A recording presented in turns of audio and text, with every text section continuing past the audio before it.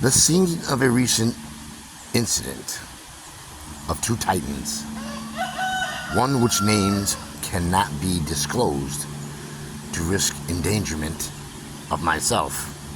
The other one not to be exposed, which was sitting right next to me, right here, will not be disclosed to protect her identity. So, on this past Friday, I was sitting at my campfire with a date sitting right next to me. And how do we turn this around? Can we turn this around? Really? Seriously? You won't let this turn around? Here's the campfire that we were sitting at. Time was approximately just after 10 o'clock. And if anybody knows me, I'm an early bird. So I looked at my date, and I looked at my one phone that was right there.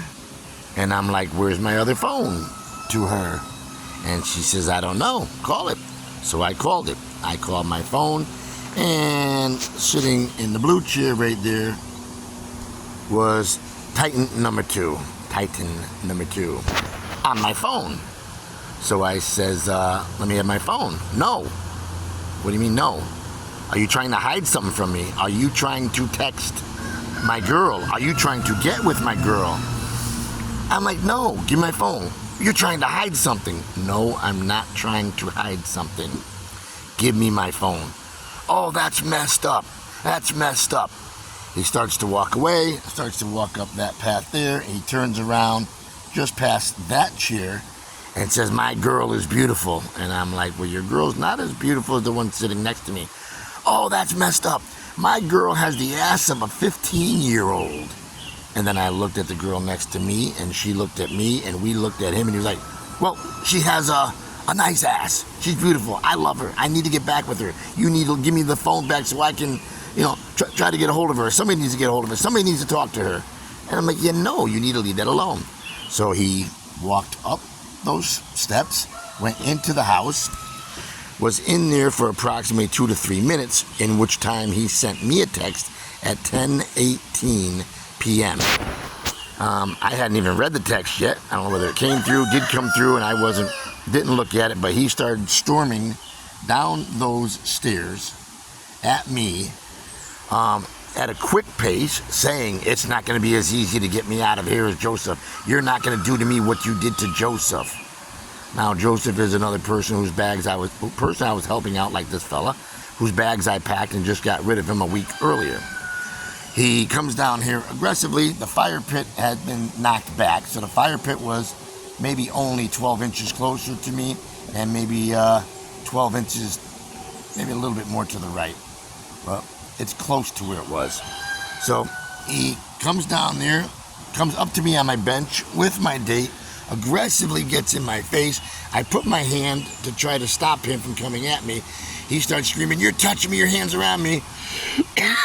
And it was on. We tussled. We went down. We hit the fireplace. Apparently I spun him around when we went down. He ended up in it. I ended up on his legs behind me. He pushed off. When he pushed off, he pushed me over here and back, knocking the candles, the wax all out. And I was stuck on the bottom now while he was on top of me, pinning my legs. So he ended up getting burns from falling into the pit when we hit the ground. Officer came, Officer Kriya and another officer. Officer took statements from my guest, and everybody acknowledged that he started it, but Officer Kriya said, well, Steve finished it. The other female officer that was on scene said both parties would be arrested, but both parties was not arrested. I was arrested because I was the dominant aggressor. So you have two aggressors. One guy turns out to be stronger than the other one, which by looks you wouldn't think that, because the other guy is 6'1", 240 to 260 pounds. I'm 5'9", 210 pounds.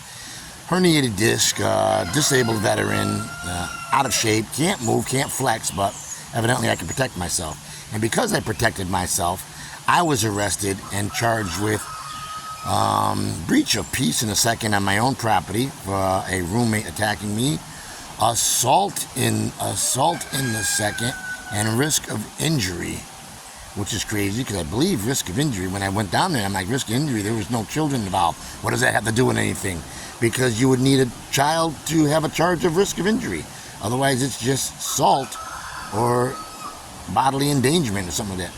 But anyhow, one party got arrested, not the other one. Went to court. The officer also put it down as a domestic because he lives in the house, which was incorrect. He's not related to me. He is a roommate. He has his own place to stay upstairs. So the judge, the courthouse, finding that it was not a domestic, removed the domestic from it, and I was granted access back into my own house because I wasn't even allowed in my own house for a couple days because they put it down as a domestic. So the saga continues, and boom, there it is. Can't make this stuff up, folks. I went to the chief of police in Thomaston, Connecticut here, and he's like, well, we have to follow rules and regulations, and because you won, we have to go by what now is a new code of the dominant party, and they're the one that gets charged, not both parties. Something doesn't smell right here. All right, stay tuned.